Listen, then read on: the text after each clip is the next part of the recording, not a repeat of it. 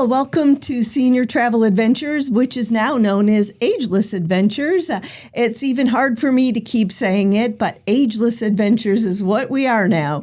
And today my guests are very special as always because, you know, I love having my guest on my show, and one you might recognize from a prior episode. But I have Nancy and her daughter Desiree, and I wanted them here today to talk about multi-generational travel, and specifically they took a special trip to Turkey. So thank you both for joining me today. Thanks for having us, Thank you so much, Debbie. Well, tell me a little bit. You all have traveled before, you told me. Yeah. You know, obviously you have several kids, so, you know, I'm sure you traveled with them. But this was a special girls type trip. So what brought it on? What was the special occasion? Well, I think the beauty of travel is that as we age, my daughter's age, it becomes just a very enjoyable thing for us to do together, a way to share and connect in things that we like. And so it was one of my daughter's 50th birthday, and so she invited the two of us to go with her. And so in January, so we picked up our stuff and we flew to Istanbul, and we spent about, I think, a little over a week there. Just meandering the city and connecting, finding certain neighborhoods to visit and eat and drink and be merry and experience the nightlife. Yeah. Oh, wow, the nightlife. Well, there you go. That's something I don't see too much of when I travel. I'm not a big nightlife person. Oh, you should see what happens at 9 and 9:30. I'm sure. Well, you know, I solo travel, so Yes. I'm typically not out and about after about 8 or 9 o'clock Probably in a the good night. thing. Uh-huh. Well, I've heard that Istanbul is lovely, so why don't you tell me something about it? So what was your standout, Desiree? Do you have a standout moment there? Well, it was my first trip there. My mom and my sister had already been there. Okay. And so that's why my sister chose Istanbul, because it was one of her favorite cities and it was a place she wanted to visit again. And so I was very excited. It was on my list for sure. But Istanbul surprised me because it was very, very safe feeling to me. And it was very European. I lived in Europe for over 5 years. So when I went there, I was like, oh, wow, I didn't know what to expect, but it was gorgeous and really unique. I mean, having the skylines full of mosques and kind of being immersed in some way to the culture and to the religion and the food and just so many visually pleasing elements. Like, there's so much beauty there. And I have heard that. I've not visited yet. I always say yet because, you know, my list is very long. Nancy knows my list is very long. But that's lovely. So where did you live in Europe? I lived in Bucharest, Romania for over 5 so years. Yeah, Eastern Europe. So I Wow. love Eastern Europe. I love Europe. It feels like home to me. And I didn't quite know what to expect. I'd heard it was such a great city. But I think because I had spent so much time in Europe, when I got there, I was like, wow. This reminds me of Bucharest, and that reminded me of Germany, and that reminded me of some other place. So it felt very nostalgic in a way, but also very new and exciting. Wow. So was there something that stood out? You've been there. Well, I had been there, but just kind of following up on what Desiree said, what I really appreciated was when we did the transportation, she goes, I have a feeling. I think this is where the underground is. This is where we're going to catch things because this is how it is in Romania. And so it was really very familiar. But it is kind of a melding and blending of a lot of cultures. And they really pride themselves on the things that they do. So every place we went, it was really a very special event. And people treated us really nice. We walked mostly from place to place and neighborhood to neighborhood, and I don't know, it went really well. I think for us, the three of us are very similar travelers, so that made it kind of nice. And you know, we had a couple things that we wanted to do and experience, but really, I think, don't you? We just sort of rolled with the flow. You just sort of got up in the morning and had your Turkish coffee. Yeah, we did. Oh, that's wonderful. Well, you know, obviously we're showing some pictures as we're chatting, but, you know, I always love seeing pictures from the places. It does make me always want to go there. How was the language? I mean, did you have any language issues? No, I don't think we did. No, I mean, because we kind of just make our way through quite a few things.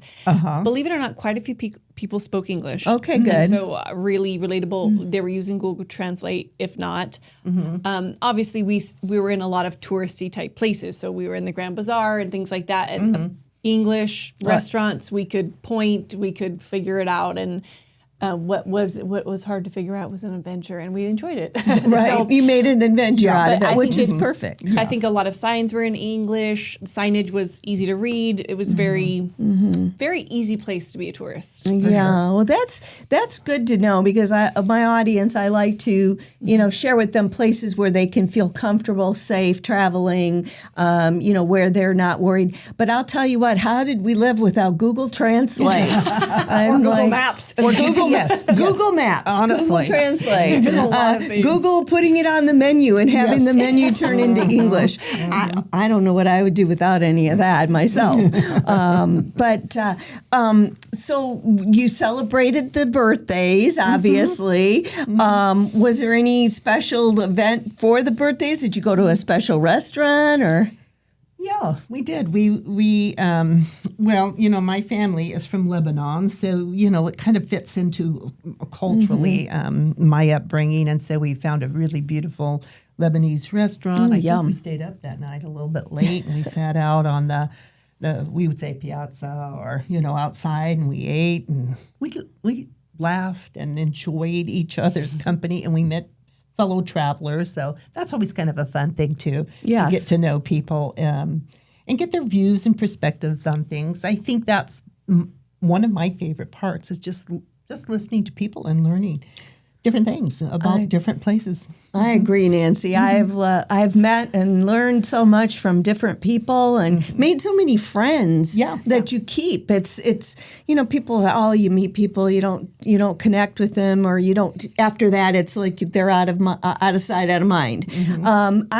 I've connected with several people now over the last few years, and I'm in a WhatsApp group with one of the groups, and we're texting each other every day. Yeah. So where's your next trip together? Well, we're just sort of talking about that. We're trying to get Mom to plan something in the next year, and it's hard for her, I think, to make a decision and pull the trigger. But we're actually going wine tasting on Saturday. Together. And I'm taking my daughters and daughter-in-law, so another kind of a family thing. That's cool. Are you locally or like Paso? In Paso. Yeah. Okay. Yeah. Oh my gosh, that's so lovely. My favorite as well. Oh that's my all-time. I can't wait. I was thinking there's something else we did. We went to a hammam. I was going to say that. What did you think? So my sister really wanted to do that, and it was my first time, and they had both already had that experience. It was so incredibly beyond what I imagined. Like I knew it was going to be delightful, but it was so relaxing, so grounding, very, I don't know, I think I really enjoyed it because it was so ancient and it's so old and it's a tradition that I could almost understand and feel connected to all the thousands of years of people who have done that before me. And those types of experiences mean a lot to me. So I loved it. I think I would highly recommend that as a very unique way to experience the Turkish culture. I actually did a hammam in Morocco. I wasn't sure. I have a crazy story around how I bet you do about getting there because the taxi driver didn't take me to the right place, and then the place that I ended up where I had the appointment wasn't what I was expecting. I think for people who are very reserved, hammam, you just kind of have to let go, and let someone else drive, so to speak. And so that was a little bit interesting for me. There were things about it that just, if you can get to the point of relaxation, it's wonderful. I think a lot of people carry so much stress, it's hard to get rid of it. I don't think any of the three of us are very modest people. I'm sorry, I'm speaking for you, Mom. I just think that's, but I can see if you were a more modest person, it would make me feel uncomfortable. For us, especially, it wasn't a problem. No, we went together. So it was really... the first time I went was we went to the oldest hammam in Turkey, which I'm not sure that I remember the name, but I think I might, but I might be saying it wrong. So I will just say it was very old school. Okay. And men and women were separated, which was a good thing, and men and women were separated for us. But I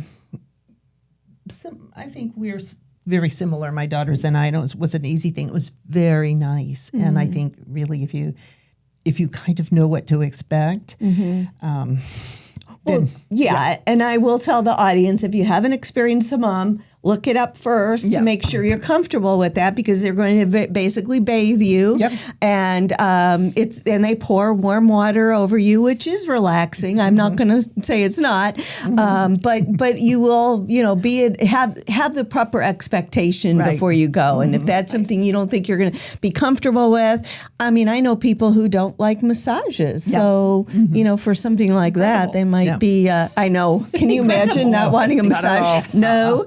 Yes, anytime, any place, give me a massage. But some people don't like that thing. So a hammam may not be for them. But I certainly think for many, like particularly Turkey, in Morocco and things, that is a very traditional thing that's been around for however long, thousands of years. And it does bring the cultural experience. But, going like to the restaurant that you went to, when people want to immerse themselves in the culture, that's the type of things that they should probably look for, is things that are native to that area, that are maybe they can only find in that area, or, certain areas of the world. So that because I do know that a lot of my audience is looking for the cultural experience, not just the tourist traps and not just those things. I mean, that comes too. I think one of the things for us in travel is that we do have a few things that we had expected to see. I always say, if I'm in France and Paris, I'm going to see the Eiffel Tower. But the best thing is drop me off somewhere and let me find my way back home, and then just experience small things, people, interactions, off the beaten path stuff. And so I would say that was our trip in Istanbul. We stayed in a neighborhood. Do you remember the name? Yeah, we stayed on the Asian side. Yeah. And that was, I didn't know what to expect. You could read all the things about what side to stay on. Yeah. Right. And I was very happy to where we were, because part of the joy is then we're like understanding our neighborhood, and we're just like, where are we going to get coffee, and where do people get a little treat, and then where's Turkish? Oh, look at this little coffee shop. Let's just meander through there and stay for an hour or two, just because we're talking to people. And so I think because we're really similar and we enjoy not having to check a bunch of places off the list, but just to actually get to know the place.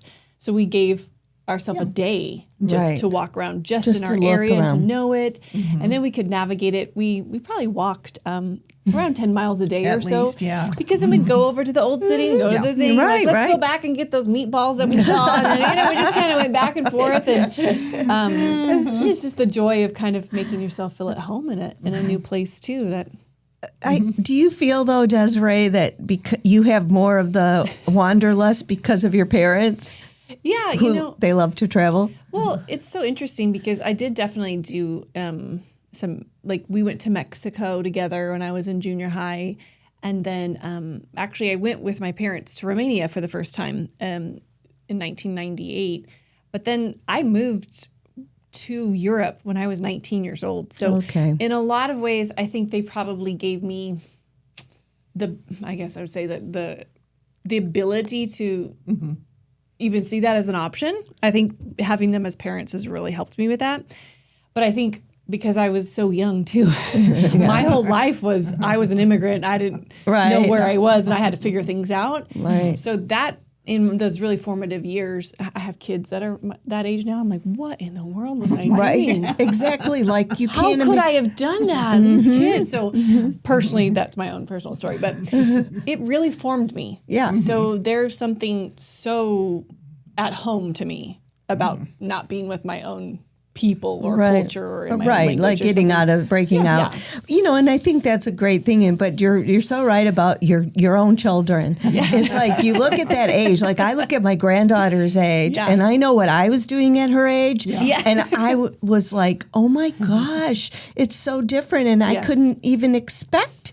Like I couldn't even imagine her. I was married by her age, Exactly. and I can't even imagine her. She's living her life, and it's a different generation. I mean, when they talk about generational differences, it's true. The Gen Z, and I don't even know what your kids are What are they? Well, I don't even know. I think they're Zs. No, they're Zs. Are they Zs? Z? Yeah. Okay, because there's now they're calling my generation Generation Jones because it's not a boomer. And Are it's you not, after a boomer? What? I'm and yeah, Boomer and I would be technically a boomer, but there's I think it's 54. sub-boomer. Yeah, 54 to 64. Yeah, 1950. Yeah, I'm on the border of a generation too. So I get it. You're like, am I really that? I feel more identified with that in some areas and more. right. I always identify with the younger side. So yeah, Not me. I'm the older side. Yeah, right. It's kind of funny though because I'm a big TikTok fan, and so I get to see a lot of the different generational things there, and also people. Because I travel, I listen to a lot of travel stuff on TikTok of different ages and what they think is important versus what I might think is important. Totally different. Totally different. So, are you going to encourage your children to go travel the world? Question. Well, I married a Romanian, and so our family is overseas.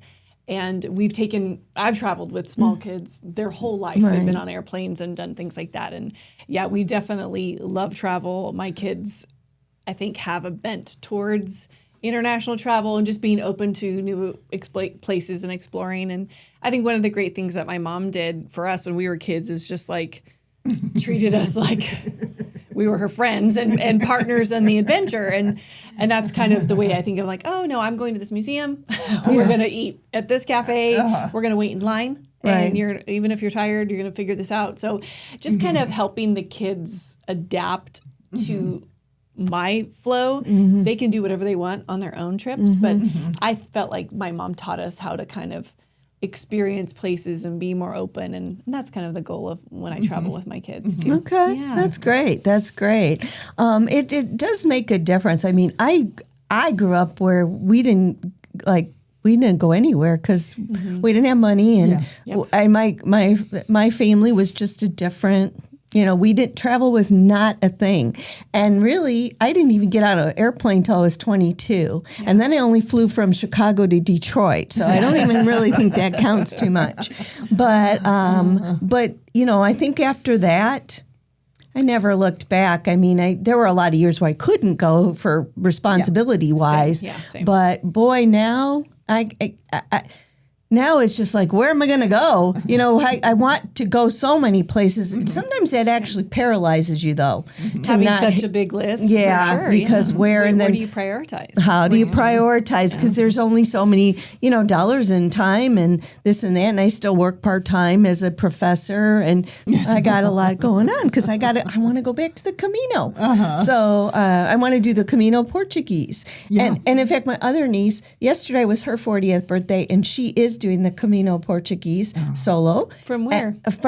She started in Porto. Great. Yeah. And happy birthday to her. Yes, and I've been, following her on Instagram, and she wrote a very poignant message about her birthday and about how the people because she's staying at the the hostels and the albergues, and people from 5 or 6 places singing and happy birthday in different. She said, I don't know how I would ever have a better experience, So that's so beautiful. Isn't that beautiful? I've been thinking about it since I read it because I was like, okay, that's what the Camino to me is all about, right? A deep sense of community. I'm just a little more bougie at this age. I like my privacy. I love talking to people on while I'm walking, but I like my little private time at night. So and I'm actually plan on taking a group next spring to the Camino. Oh, again. lovely. So this will be my second trip that I've facilitated, and Okay. I think definitely my mom taking us there has lit a deep love. It's something I really cannot. I know this is not about the Camino, but I cannot speak highly enough. Here's my thing is that I like these types of conversations that start in one place and go somewhere else, because that's really what the show is about. Sharing experiences, travel, good, bad, otherwise. And the Camino is a special. If you haven't watched my Camino episode, please do so that you know what we're talking about. But for all of us here, the Camino is very special. And you can see that the Camino calls you again and again. If somebody thinks that they can't do it physically, you can. I agree. I cannot think of any limiting factors. I'm sure there's some, but really, truthfully, there's a way to make these things happen. And it may be different than you think, but there's something for everybody on the Camino, really. And in any kind of travel, you modify a few things, you change a few things, but it's definitely, I think, doable. And you're a solo traveler, so I have a lot of people who talk to me about that, and they go, I'm going to be by myself. And I say, yes, you are, but you're not really by yourself. You can if you want to be, but you're not really by yourself. And my husband always says, everybody's watching out for everybody, because this is, for a lot of small villages, this is their major livelihood. They're happy to have people in, and this is how they sustain, their life, and what keeps the villages slightly prosperous. So they're going to do everything they can. And I think it's just a lot of it is relinquishing, I think, the the fears that we have, the things that we say to ourselves. But it's definitely doable, I think. Yeah, I do too. And I don't want to say like I've seen people like with disabilities, but something that stands out in my mind still is this: several people came and then they had a tether. Yeah. And then we looked, and then some people I had met, we were like, what is that? Then we realized blind. They were helping a blind person to do the Camino. And that has stuck with me for so long. And, then there was a huge group of school children, probably middle school, 8th grade-ish type of thing, and we're like, oh my gosh, because they hope they're not staying where we're staying, because they were loud, and they didn't. But you just see, and and you talk about that, and alone, doesn't mean lonely. Alone is what you want it to be. Somebody said, well, I want to go, but I'm an introvert. Well, it's okay. You can still be an introvert. It's up to you how much or how little interaction you want. But you will have people. And I feel like when you travel, and my last blog was about solo travel safety, and about little things you can do to, you don't have to tell people you're alone. You don't have to say, you can always say, I'm waiting, or my friends went. You can tell little fibs if you're, you don't have to always say, I'm always like, I'm so, but that's me. But I am very cautious of my surroundings, so it's not like that. But I think that's always a good thing. Yeah, no matter what. Whether it was solo or not, actually. Right. Well, exactly. It doesn't matter. In fact, somebody was asking me about that. I said, well, even though I wrote it, from a solo perspective, it certainly is things that everybody can benefit from. Personal safety is important, and being aware. I think a lot of it is being aware. Just like you said, you went to Istanbul and you felt very safe and secure, and I've been to a lot of places, and that was refreshingly. I felt like I came home and just told my husband, I was like, this surprised me just how kind and safe, and of course I was aware and looked around, and well, of course, very respectful, very respectful. And I think mostly, a lot of people, they just hear a lot of the stories. I mean, when you think about the stories you hear, there's thousands and thousands of stories that were great. You just happen to hear the worst part of things, and I mean, pickpockets, things like that. That is a fact. Right. That's just a fact. You just have to be really cautious. But people aren't necessarily there to hurt you. They don't want to harm you. They're very. I think your demeanor is also a way that helps. I agree with you on that too. Yeah. When I walk, I walk with confidence. Yeah. And that I'm not worried Not looking about. at your phone. Yeah. And not paying attention. And listen. and here's what I said in my blog. I said, if you do have to look at the map on your phone, stop. Put your back to a wall so you can see in front of you, and then look. Yeah. But don't stop in the middle of the sidewalk and look, or as you're crossing the street. That's what I just told the people going to London. Just remember to look left. Both ways. Twice. Yeah, both ways twice. But don't forget about left. The bus is going to come this close to you. All right. Well, thank you both for coming. It was a pleasure meeting you, and I love your mom and dad. I know, she's so lovable. I know she is. All right. And we'll be right back. Thank you for joining me today on Ageless Adventures, formerly known as Senior Travel Adventures. I appreciate you viewing me each month, whether it's on Village Television, CMAC, or on YouTube. I am so happy that you're here. Again, thank you always for watching the show, and safe travels.